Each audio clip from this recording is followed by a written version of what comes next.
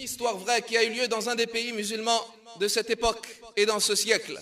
C'est une jeune fille qui malheureusement est passée de la pudeur et de la dignité et de l'honneur à la perversité et au crime. Wal-iyadhu billah. Elle raconte et elle dit: un jour, alors que je sortais de mon université, un jeune homme m'attendait aux portes de cette université. Il se mit alors à me saluer et à me parler. Jamais cela m'était arrivé. Jamais cela ne m'était arrivé. Elle dit: je partis alors, pressant le pas pour rentrer chez moi, et c'est alors qu'il se mettait à me suivre. Et il se mit à me parler en m'appelant avec une voix basse et en me disant: Ya Jamila, ô toi la belle, ô toi la fille séduisante, ô toi la fille charmante. Elle dit: j'ai pressé alors le pas et mon cœur se mit à battre jusqu'à ce que j'arrivais au pas de ma maison et je rentrais alors et m'enfermais chez moi.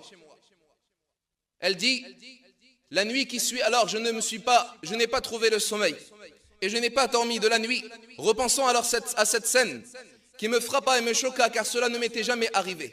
Elle dit: le lendemain, alors que je retournais à l'université, lorsque je suis sorti, je me suis retrouvé dans la même situation, en face de ce même jeune qui m'appelait encore et m'a suivi encore. Et la scène se répéta alors. Puis elle dit: et un jour, il déposa une lettre devant ma porte. J'ai hésité alors à prendre la lettre, puis je l'ai prise alors que mes mains tremblaient. Je l'ai prise alors, et je suis monté et je me suis enfermé dans ma chambre. Et j'ai ouvert alors la lettre, et c'est alors que je me trouve en face d'une lettre pleine de politesse et de bon comportement et de mots charmants, me disant qu'il s'excuse de m'avoir abordé de cette façon et d'avoir exprimé ses propos et de m'avoir offensé, mais qu'il voulait plutôt me demander en mariage et qu'il s'apprêterait à aller voir mes parents afin de demander ma main et de faire une vie avec moi durant toute cette vie de ce bas monde dunya. Elle dit: et quelques heures alors après que j'ai ouvert la lettre, voilà que mon portable sonne. Et ici, entre parenthèses,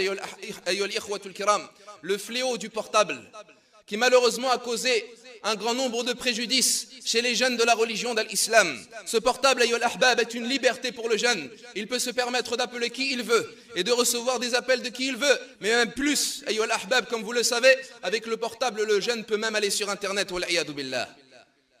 Elle dit: c'est alors que le portable sonne. Je réponds alors, et j'entends la voix de ce même jeune qui s'excuse à nouveau, et qui me propose à nouveau ce qu'il veut faire. Et alors je lui dis, énervé, et je le menace et je lui dis: soit tu t'arrêtes de m'harceler, ou soit je préviendrai mes parents. Puis elle raccrocha. Il me rappela, dit-elle, et il me refit encore des excuses.